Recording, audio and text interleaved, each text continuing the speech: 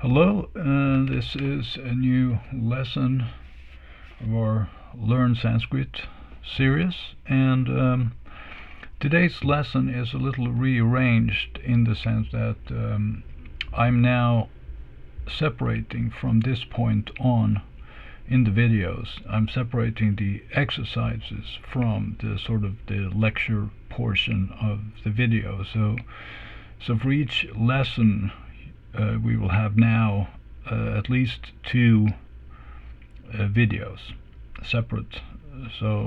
And for now I am naming them A and E.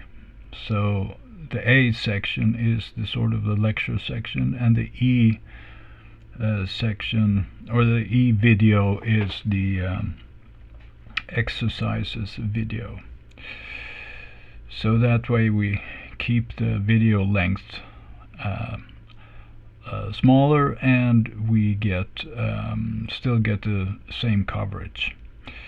Although, so if you're just in the playlist, you can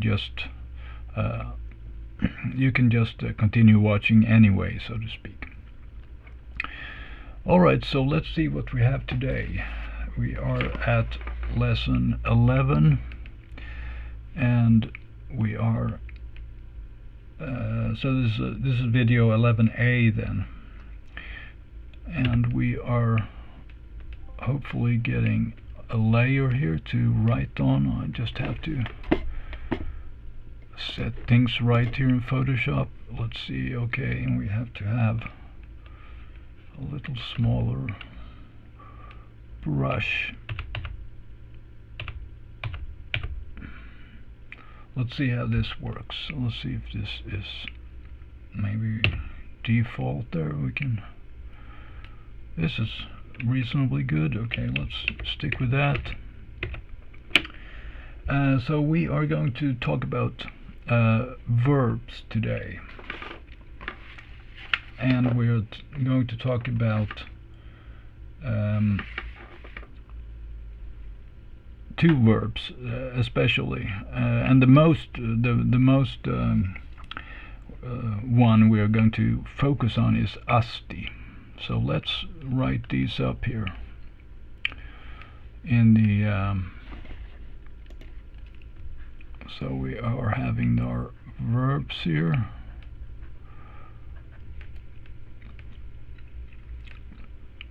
and so the one well, a few lessons ago we were talking about the verb bhavati,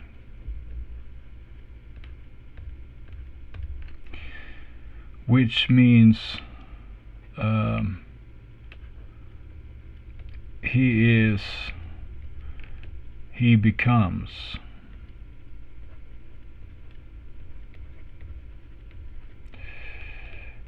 And now we are introducing another word here that also has the meaning of he is, or it is, or she is.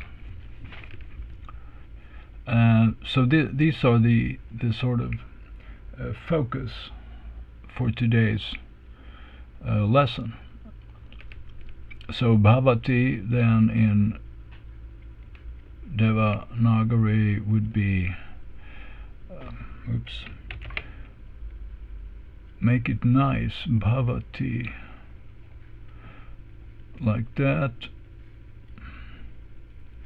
And asti we would do something like this. And now, of course, this is a new combination now with a single S and a T. I don't think we have had this previously, and that's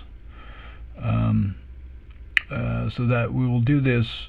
We first start with the E sound, and then we do the single S, just like the half portion, the left half portion of the normal sa, and then we do the T, normal T, ta here, but we have the modifier E here, so it becomes asti, not asta. Okay, and then we just have the upper stroke there. So asti.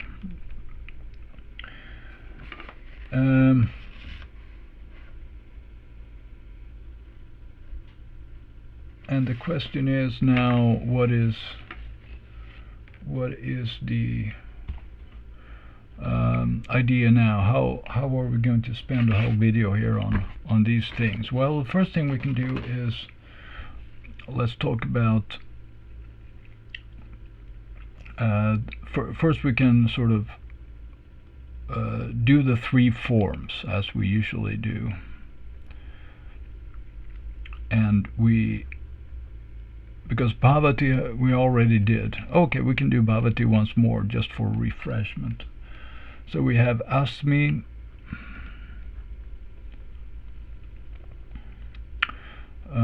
we have, whoops, I should prep it nicely here. So the same system here. Instead of the T at the end, we have the M at the end, the ma at the end, and then we modify it to become a mi, asmi. And then we do and this is first person then, singular. And then we have second person singular, which is asi.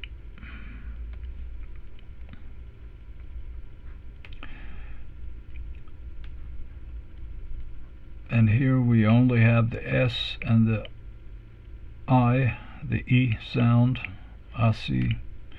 And then number 3 we have third singular, and then we have asti here, down here. So these are very important words to learn for the Sanskrit student, asti. And we can compare this then with bhavati, which in first form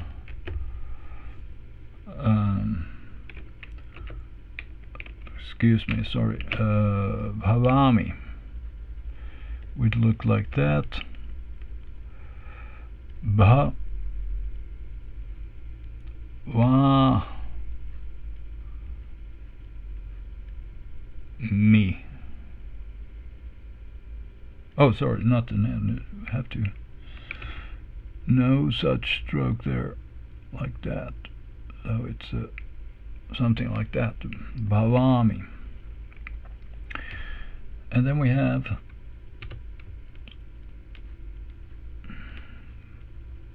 bhavasi,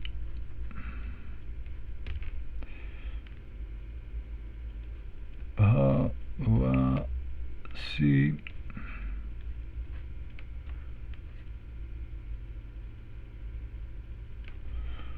well, the stroke should go over to the right there of the S, the right hand side of the S more. Well, something like that. Bhavasi.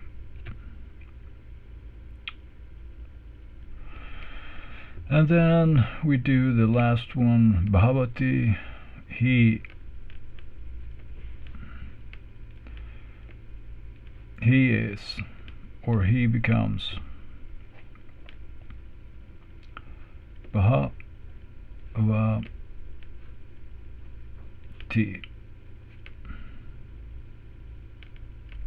Bhavati.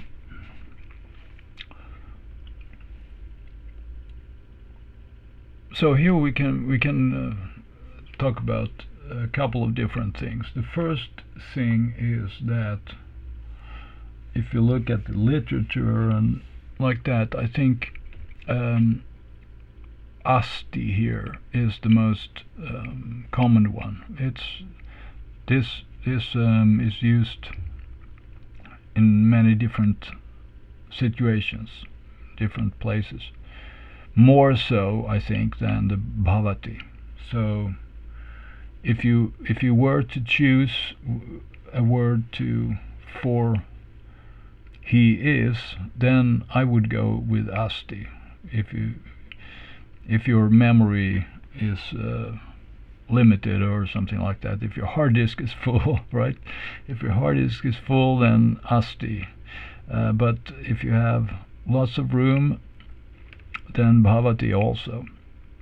And so that's one point, and the frequency with which you will find it in textbooks and in so-called real literature. Another point here is that they do not mean the same thing always. So asti and bhavati are basically interchangeable as long as the meaning is just he is. But if the meaning in the text is bhavati, in the meaning of the text is he becomes, then bhavati is the only alternative. So another way to put this would be to say, sort of skip the meaning of he is here for bhavati and just say that the bhavati means he becomes and asti means he is. But that's not entirely true either, because it's also he is for bhavati here. So, but the idea is simply that they are interchangeable sometimes and sometimes not. So we have to be intelligent there. So you can always switch. If you already have an asti, then you can always replace it with a bhavati. But if you have a bhavati, then you can not always exchange it or replace it with asti. So one way, so replacing, going from here to there is always okay. But going from replacing bhavati with asti, maybe only. So that is sort of what bhavati really means. You have to know what bhavati really refers to. If it's existence, he is, or if it's becoming, he becomes. All right, so that's I think that's enough on that.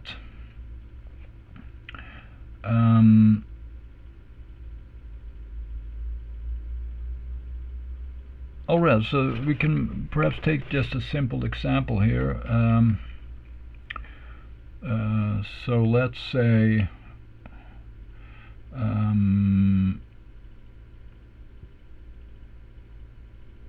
we start with that.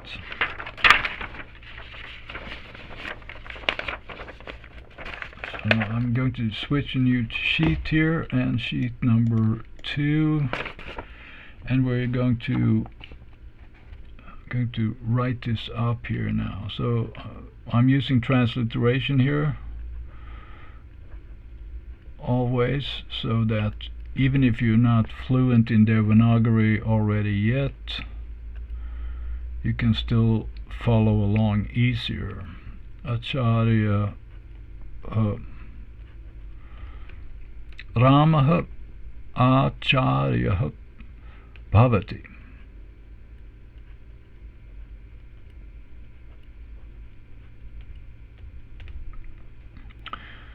So if we start with the bhavati column here, meaning, and now I'm only referring here to is here. Oops. I'm referring only to is for this to work. But let's do it like this.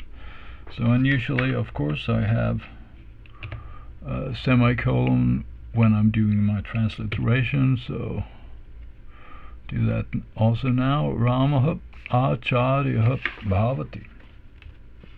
No, the Bhavati. Well, I'm sorry about that. Bhavati. bhavati.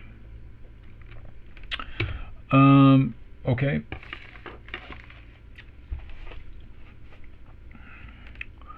And then we could, let's say we take another example, or maybe we should actually, let's write it up in Devanagari also, so we can get more exercise here. Ramaha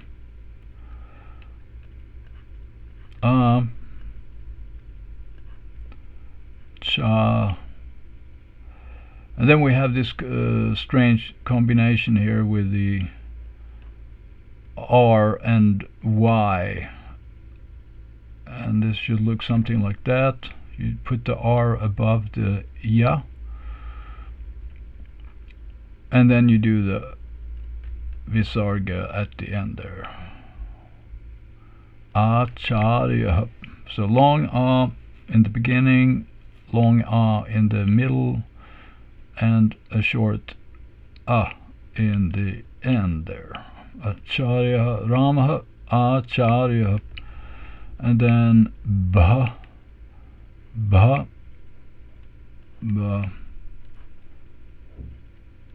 Ti.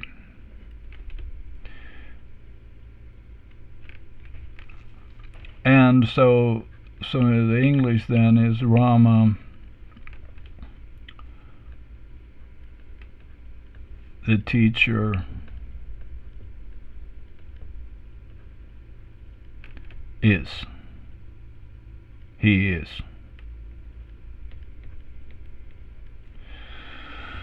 Rama the teacher, he is. And so and another example could be like this. And here I'm introducing, well, I think actually we did, oh yeah, we introduced these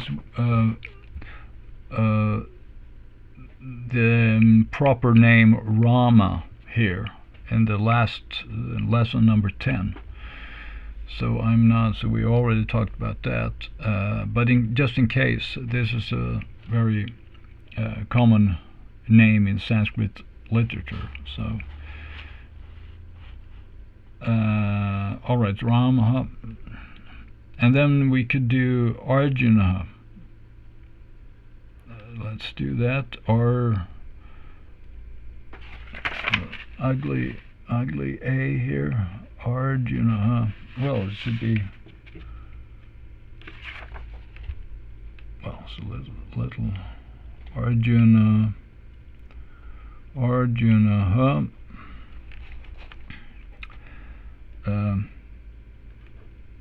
Viraha bhavati.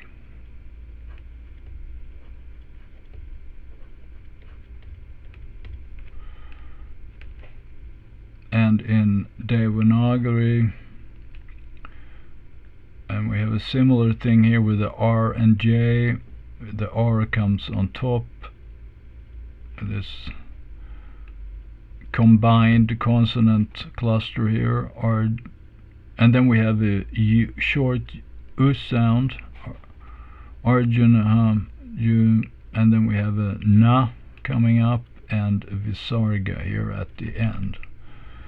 So Arjuna, Viraha, and we have a long E sound, and then the E comes after the consonant, after the Va in this case. And we have a normal Ra and a visarga and upper stroke there. And then we just have bhavati again. Bhavati. Bhavati.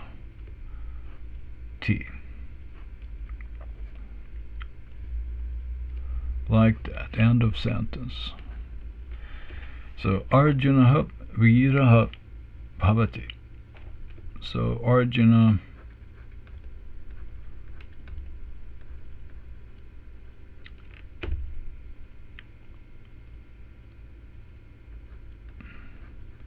the hero,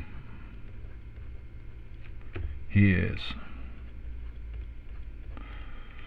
And then of course you can make this more better English, but that's what it says. So Arjuna is the hero, right?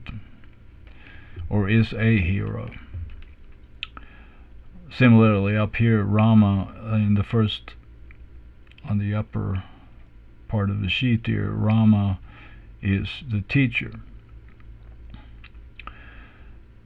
Now, so now I can write. Now let's do it with asti instead. So now we just do.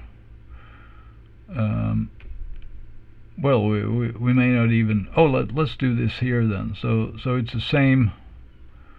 Well, it's just an. I could have sort of changed the words here just to make it more interesting, but then you may ask yourself if I really could have done the exact same sentence. So I'm preferring to just repeat the exact same sentence, but and then so let's do this also here, that we are, so I'm indicating that everything above this line here is bhavati, and everything below it is asti. So Ramaha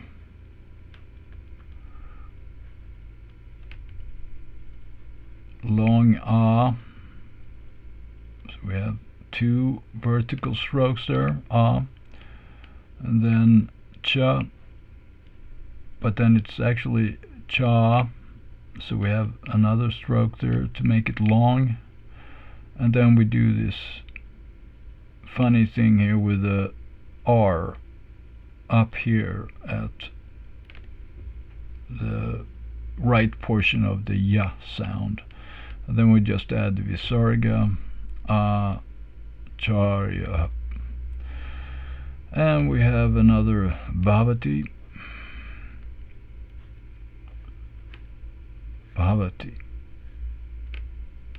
that end of sentence, end of phrase. And then we just do the same thing here again. Maybe we can just do it once here just to illustrate it. So you can do the same thing if you want to just change bhavati here, down here. You can do this as your own exercise. But now let's these are, so what I'm illustrating here is that when bhavati means he is, then we can do these sentences here, and we can do this other sentence down here also the same.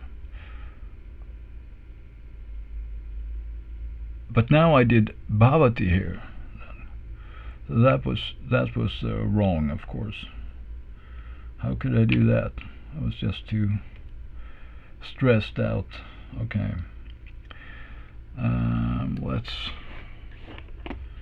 Let's do this again then.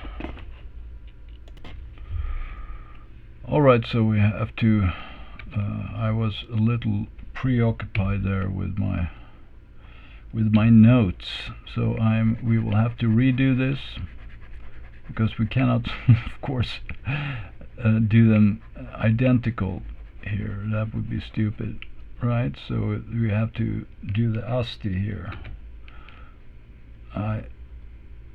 Asti here like that, and the same we have to, because we have this thing here with the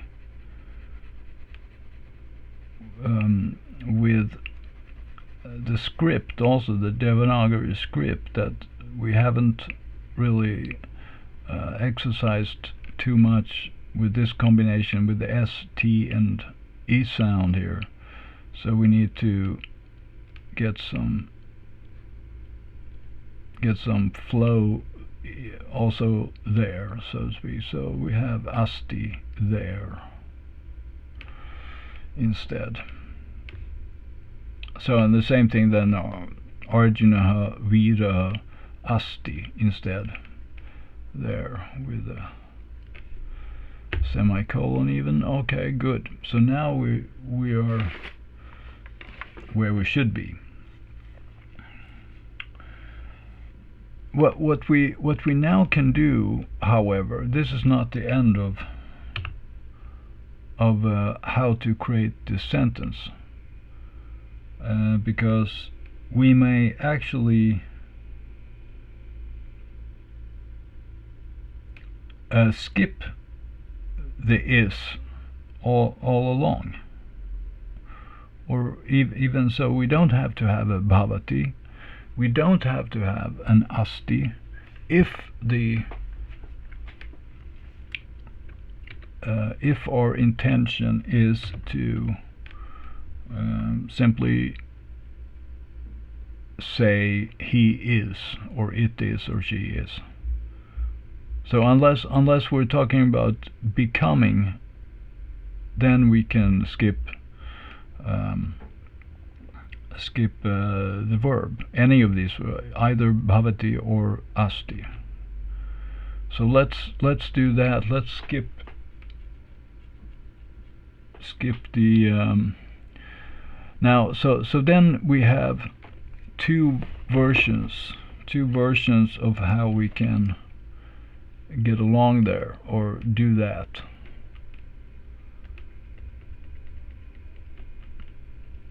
So we have two versions of skipping the verb. One version is that we simply erase it. So then I can write Ramaha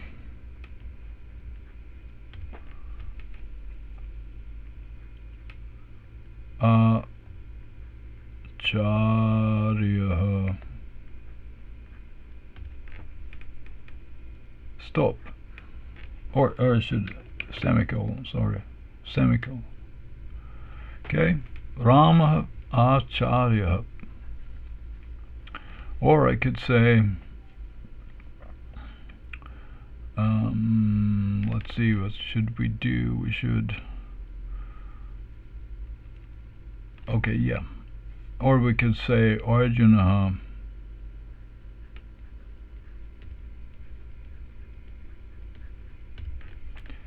Vira.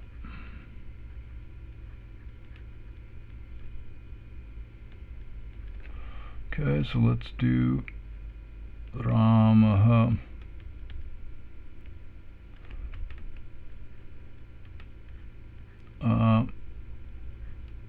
Acharyaha Yaha and or Arjunaha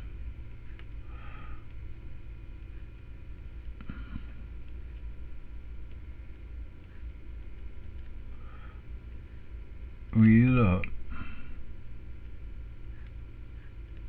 Whoops.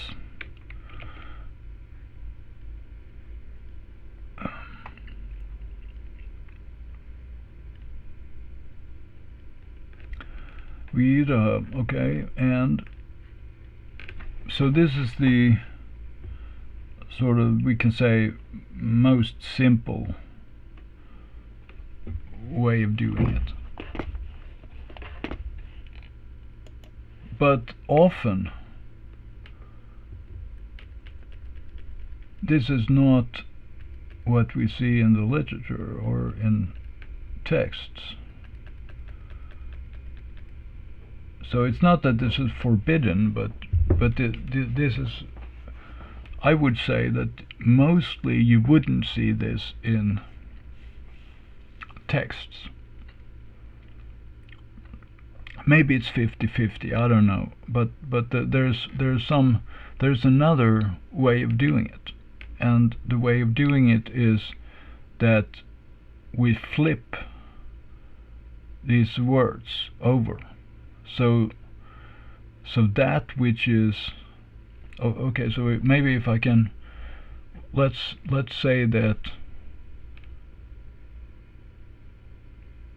what we call this is a subject, Rama. Okay, we do this in English instead. Okay, maybe we can. Subject and the verb, and then we call this the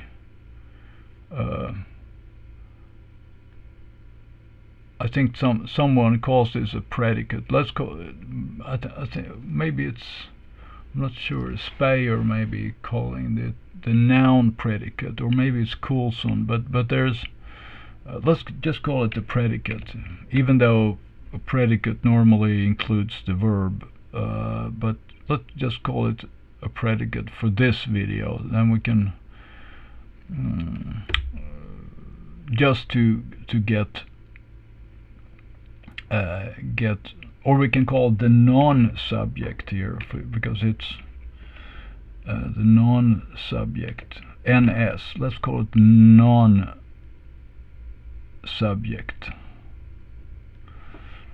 The subject and the non-subject. So Rama is the teacher,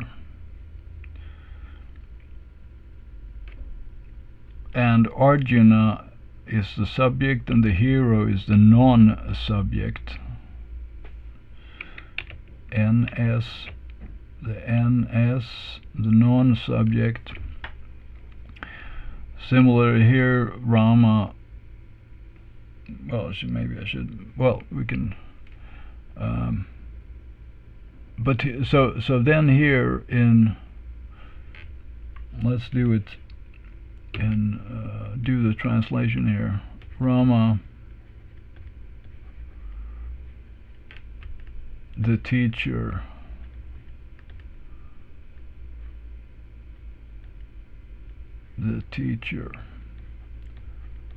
and this is the SWO, the English with Sanskrit word order, SWO here. But then, of course, we would have to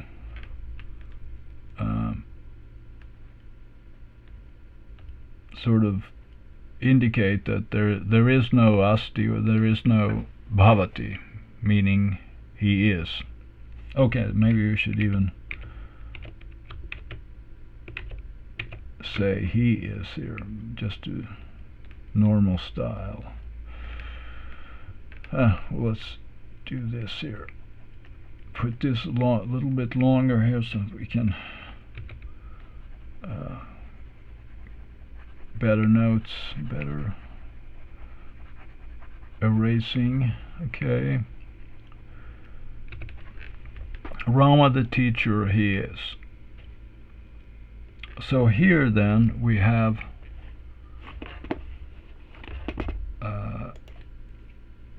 just the subject and the non-subject here, without the verb. Subject and the non-subject. The complement, or whatever you call it, the substantive, or the noun that is not the subject. Alright, similar here we have, so these are in the same order here now as in the original text to the left here. We can see that since we just erased the last word, bhavati or asti, just removed it without doing anything else to the sentence. But now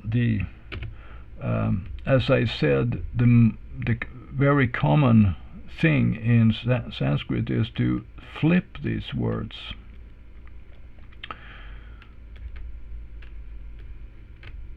Flip these words when we are skipping the bhavati or the asti. So instead of Ramaha Acharyaha, we will get Acharyaha Ramaha.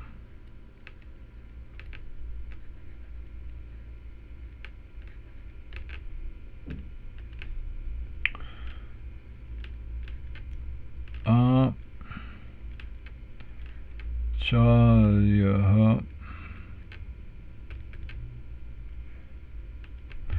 Rama.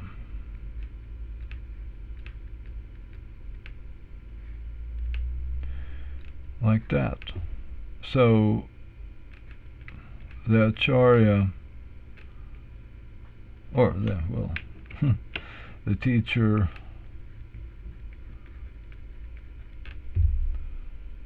Rama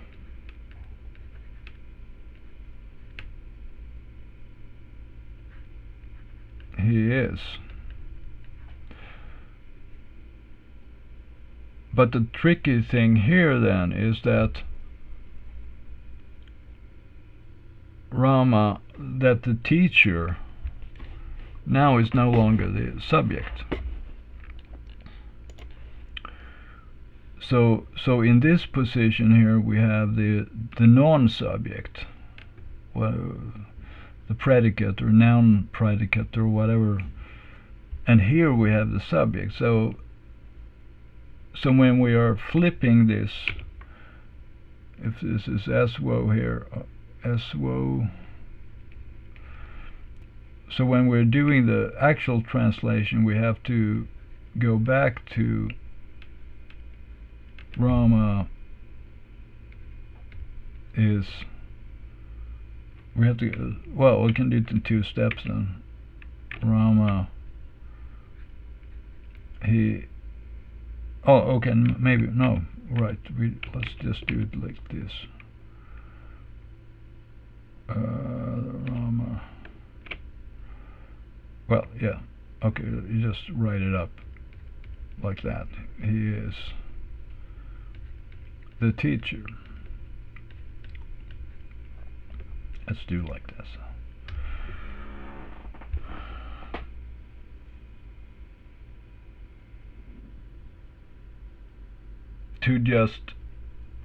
To sort of, or we can do it in two steps, or we can just flip the non-subject with the subject. Maybe that's more instructive. Okay, Rama.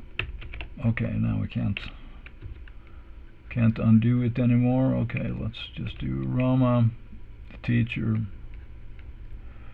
So we're sort of restoring the normal word order first,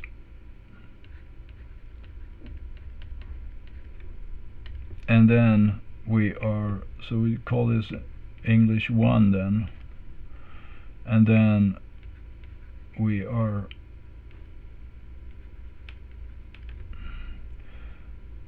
fixing it more, how should I say, more literary. Rama is the teacher.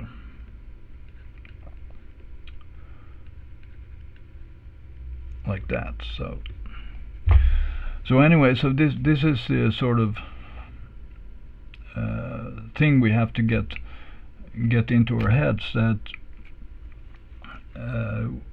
we very well, I mean, this is not happening just once in a blue moon or once every 5 years we read the Sanskrit. This is happening quite often, so that the non-subject is first in the sentence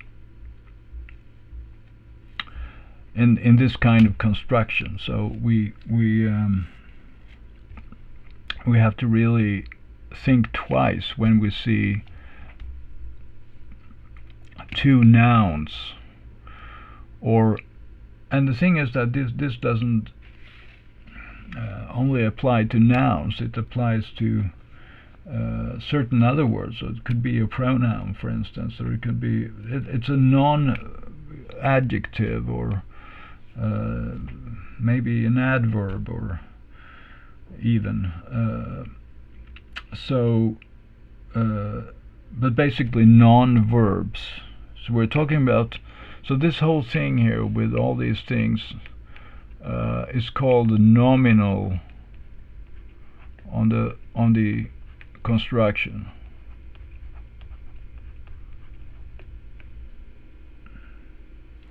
or a nominal sentence. to the right hand side here. So when we are skipping the verb, then we have a nominal construction. So this is, and it's called nominal because we are only using names. Nomen. I think that's Latin, right? Nomenclature, naming. So it's about names, and names in the grammatical sense of a noun, because every noun is a name of something. So it's not only that proper names. So it's not a nominal sentence because there is Rama here. It's a nominal sentence because Rama is also a noun. So Rama is not just a personal name, it's a noun. And the teacher is also a noun. And Arjuna is a noun of type proper noun, proper name. But the hero, Viraha, down here is also a noun. So we're talking about nouns, stacking different types of nouns, stacking or arranging, I should say, in a sentence. So this could be also a pronoun, for instance, saha.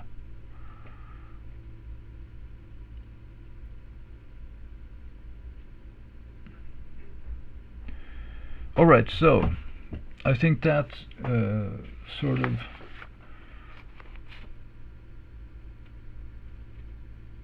yes, another point here. If we go to another, we can just see the potential problem here with this type of syntax, and that is, let's take the English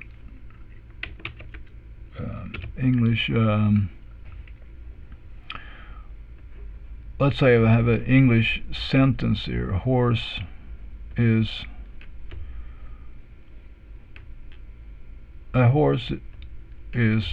an animal.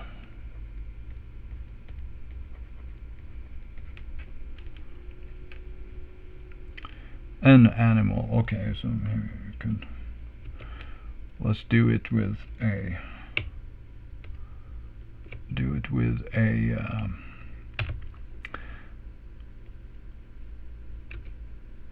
we do with a definite article here also,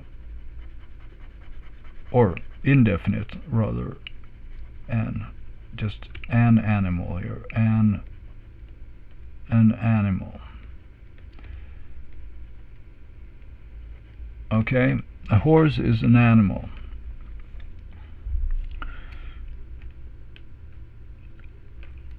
So we have the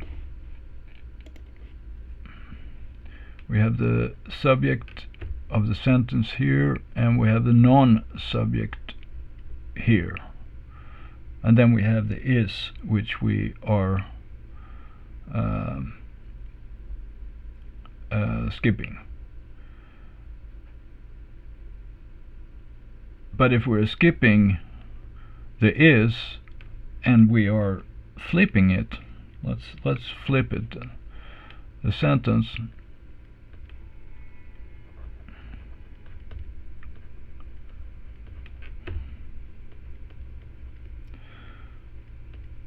Then we are reading the sentence differently than before.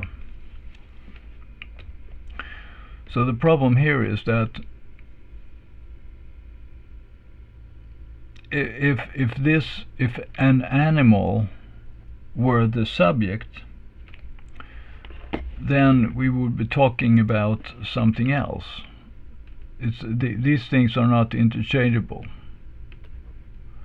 because here we may read this as let's say in the first place a horse is an animal. So that means a horse is a type of an animal. It's a sort of an animal. And there are many varieties of animals. It could be a horse is an animal, and a frog is an animal, and a cat is an animal, etc. So here the is sort of like a sub categorizing. It's about like taxonomy or like that. A horse is a type of an animal. Right. So when we then flip the sentence and talk about an animal is a horse,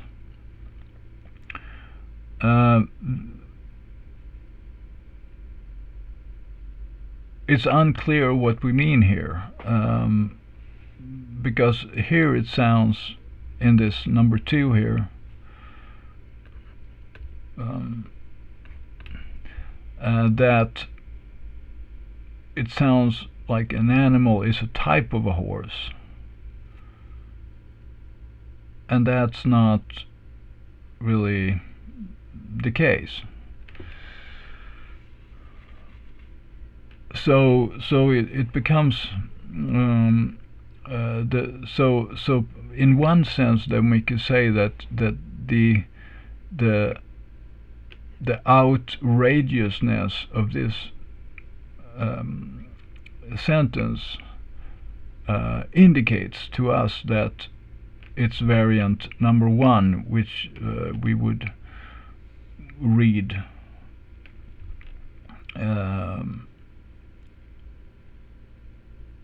if this were like a sentence in Sanskrit, right? So we may sort of deduce when we are reading that this is a sort of like bad sentence, so it must be the other way around. But that's sort of the challenge with nominal sentences, that we may have to sort of determine what makes sense and what doesn't make sense, and then try different to flip the words around so they do make sense. But that's just a short aside. So that's that, and let's say we can go on to the exercises now. And as I said in the beginning of the video, they will be presented in lesson 11E, which is in the playlist, so you should have no problem finding it. So thanks for this time, and I'm hoping to see you in the next video. Bye bye.